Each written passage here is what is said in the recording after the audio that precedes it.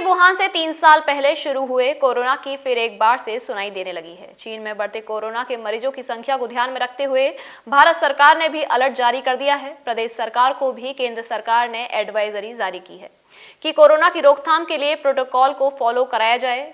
इसे देखते हुए मथुरा का स्वास्थ्य विभाग भी अलर्ट मोड पर आ गया है। कोरोना संक्रमण के संबंध में मथुरा के सीएमओ डॉक्टर अजय कुमार वर्मा ने जानकारी देते हुए बताया कि विदेशों से आने वाले लोगों की जांच की जाएगी। इसके साथ ही कोविड प्रोटोकॉल को फॉलो करने के लिए चेतावनी भी जारी कर दी गई है। चीन के वुहान से 3 साल पूर्व शुरू हुआ तबाही का मंजर फिर ऐसा लग रहा है कि उसकी आहट फिर एक बार आने लगी है। चाइना में फिर बड़ी संख्या में कोरोना के मरीज सामने आ रहे हैं। ऐसे में भारत सरकार भी अलर्ट हो गई है।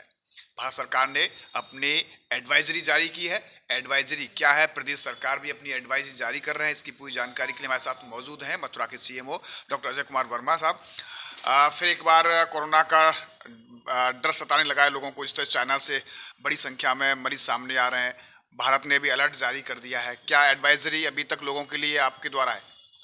देखिए, ऐसा है ना, वायरस है और 2020 से शुरुआत हुई थी। 3 साल आप बिल्कुल सच बता रहे हैं। वायरस का रूप बदल रहा है। पिछले साल जो हम लोगों ने देखा बहुत खतरनाक रूप में नहीं था, लेकिन वर्तमान में जो सूचना मिल रही है, चीन और कुछ और देश हैं जहां पर कोरोना से पीड़ित हमारे कुछ व्यक्तियों की सूचना है।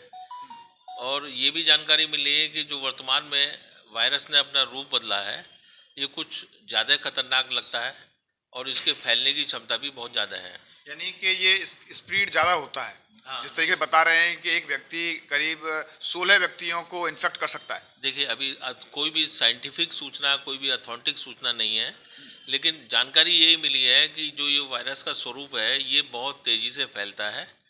और जैसे पिछला वाला भी आपने देखा, वो भी तेज़ी से फैलता है, लेकिन इसकी संक्रमण की क्षमता, इसको जो इसकी टॉक्सिसिटी है, इसके जो दुष्प्रभाव हैं, वो पिछले साल वाले वायरस से ज़्यादा बताए जा रहे हैं।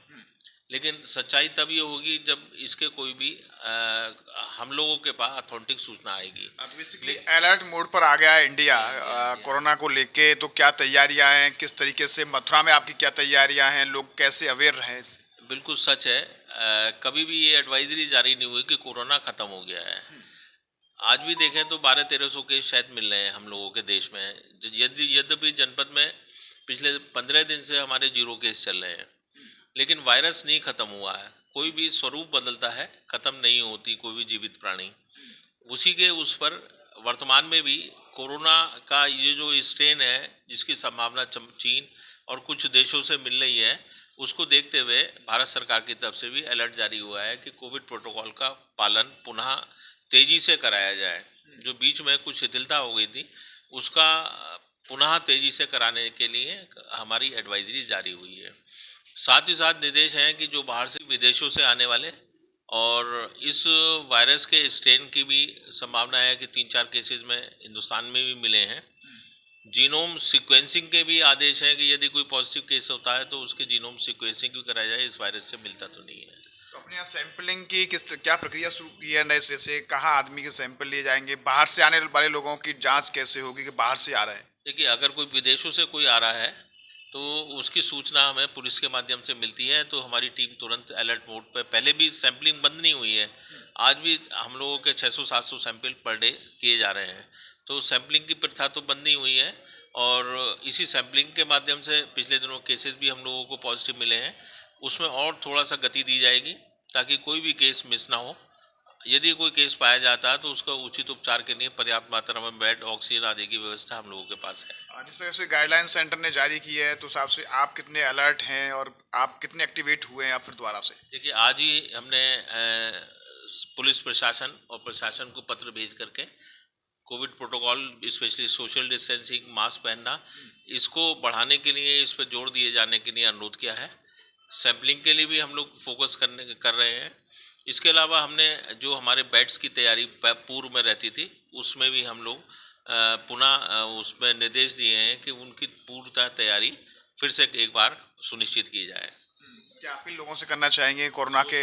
सोशल डिस्टेंसिंग, हाथ धोना, सैनिटाइजर यूज़ करना, मास्क लगाना, 4 ही चीज़ें हैं जो हमारा बचाव करेंगी, और हम चाहते हैं किसी को भी कोरोना पॉजिटिव ना हो, बचाव के माध्यम से उसको सुरक्षा मिल जाए। धन्यवाद। इससे हमारे साथ रहे मथुरा के सीएमओ डॉक्टर अजय कुमार वर्मा, जो कि कोविड अलर्ट के मद्देनजर उनके द्वारा भी अब एडवाइजरी जारी की है और अलर्ट मोड पर है। मथुरा का स्वास्थ्य विभाग जो एक कोविड के जो प्रोटोकॉल्स होते हैं उनको फॉलो करने के लिए लोगों को कहा जा रहा है कि सोशल डिस्टेंस बढ़ाएं, भीड़ भाड़ में जाने से बचें, विशेष रूप से अभी जो बाहर से लोग आ रहे हैं उनके कांटेक्ट में ना आए, क्योंकि चाइना में जिस तरीके से मरीज बढ़े हैं कोरोना के, वो अपने आप में भयावह स्थिति पैदा कर सकते हैं आने वाले समय में। इसलिए पहले से ही अलर्ट रहना ये बेहद आवश्यक है और कोविड प्रोटोकॉल को फॉलो करना ही है। न्यूज़ का पर्सन पीके दुबे के साथ गोविंद भारद्वाज।